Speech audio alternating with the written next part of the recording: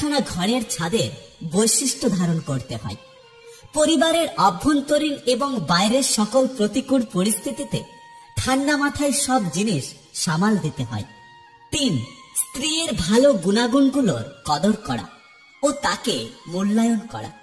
অনেক পুরুষ তো বইয়ের প্রশংসাই করতে জানে না। নারী তার প্রিয় মানুষটার কাছ থেকে প্রশংসা শুনতে পছন্দ করে। কাজেই রান্নাঘর ও ঘর সামলানোর থেকে শুরু করে নারীর প্রতিটা কাজের পরিমিত প্রশংসা করা চাই। এর বিপরীতে নারীরা যে বিষয়টা সবচেয়ে বেশি অপছন্দ করে সেটা হলো অন্য নারীর সঙ্গে তাকে তুলনা করা। কে কোন দিক থেকে তার চেয়ে বেটার সেটা শুনতে পারে না।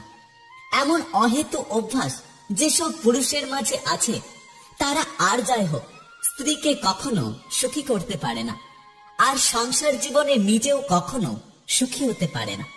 তাই আপনি যদি একজন ছেলে হন যে এই ভিডিওটা দেখছেন, এই ভিডিওটা থেকে শিক্ষা নিন আর এই বদ অভ্যাসগুলো নিজের থেকে দূর করুন।